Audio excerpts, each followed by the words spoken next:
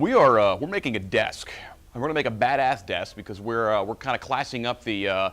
I'm sure if you're watching this video, you've probably seen a bunch of escape room stuff, and you've probably seen a bunch of stuff with RFIDs where it's put some things on the table. And it's a very good mechanic. It works for game flow. You can have multiple pieces that are possibly just hidden, possibly locked into other containers. So it's really good for being able to tailor game flow. But generally, the final execution is kind of blah. So this is not going to be blah. We're classing it up because we're classy people. Yeah. With a K. It's about immersiveness and about game flow to some extent. So what we're going to do is we're going to build a desk with a souvenir stand on the back of the desk, just so that the user of said desk can gaze at his worldly souvenirs. There's gazing. That's what I do at home, at my desk.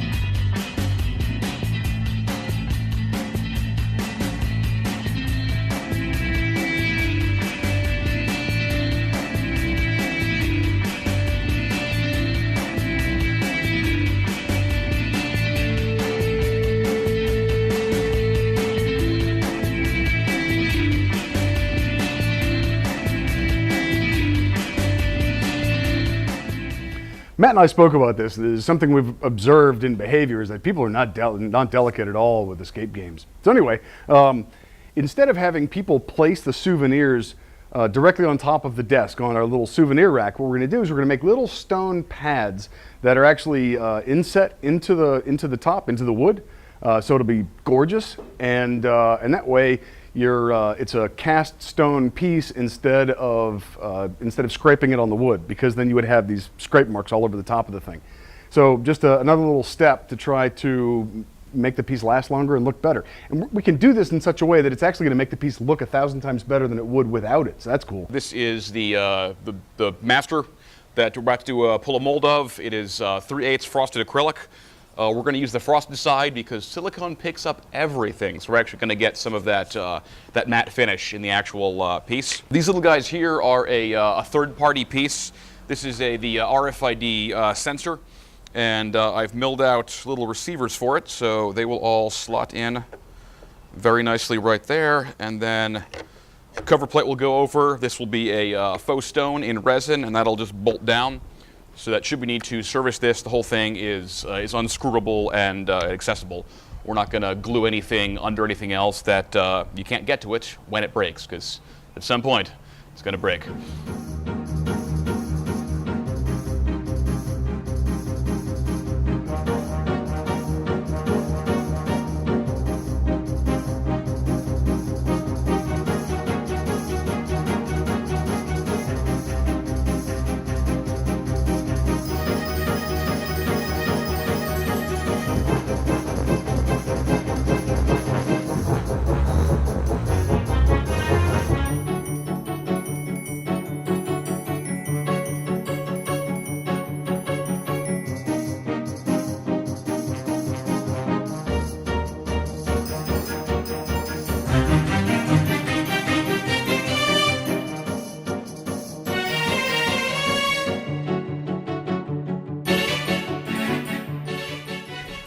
So in our habit of overthinking things, we chose different, somewhat exotic woods for our souvenir bases, and the look of those woods are based on where that souvenir came from.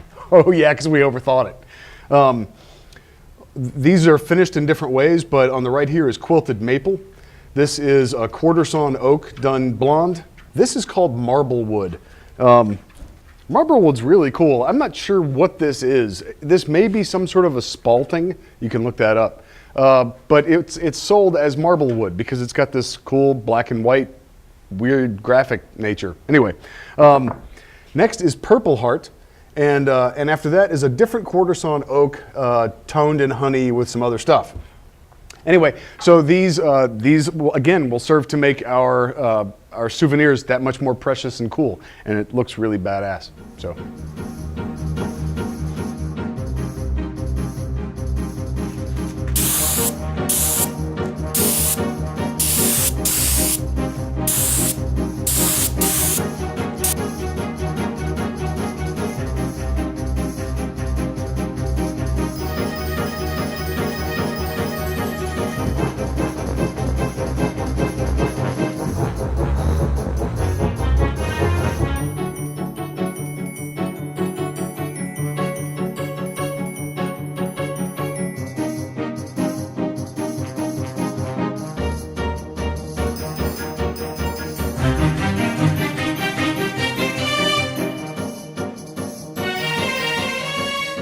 Where we stand on this now, we've got this built toned.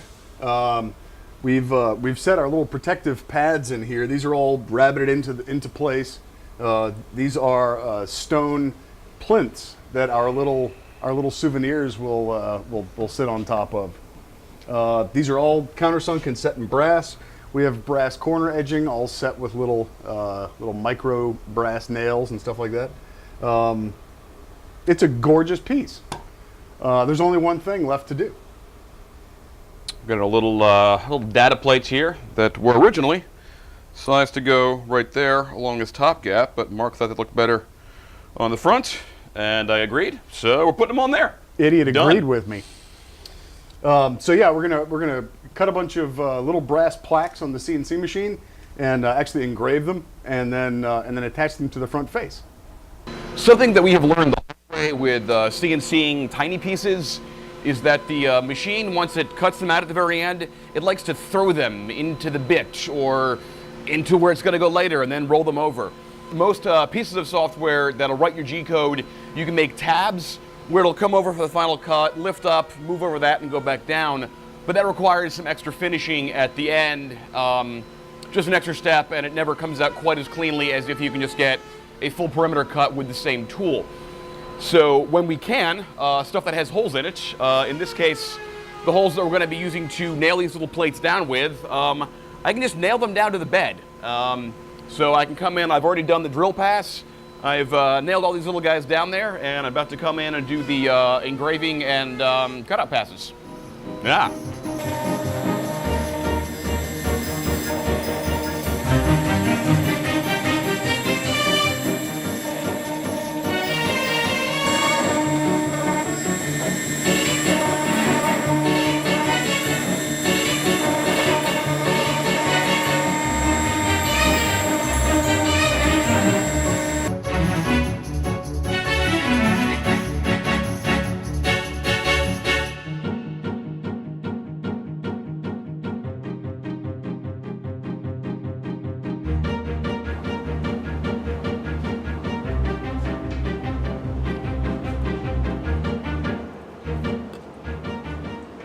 We are really happy with how this turned out, just on the quality of the finish. And if we didn't know any better, we would swear this actually was an antique piece. We do know better because we made it and we filmed us making it, so now you know better as well. But if we hadn't told you, you wouldn't have known. It's a gorgeous piece of furniture regardless of what it does, but it does all the stuff. And it's kind of nice to get back to doing woodworking. Carpentry? And, yeah. Yes. We do so much in plastics and metals and all that kind of stuff that it's... I said that to the client over at Alternate Reality, that once we got into this, it was actually nice getting back into woodworking, which is our element, rather than diving into the electronics and all of the other weirdness and plastic and all the sci-fi stuff, which is cool, but this just has this nice, gives us a warm fuzzy. Yeah, it's the sawdust in your ears effect. But we signed the lease. Oh, yes. And the here's a shot of the new building. It looks like this. And so anyway, we'll keep you abreast of the move and all that kind of stuff and show you what we build and do there. And see how that goes. Lots of new tables. Many, many tables. See you next time.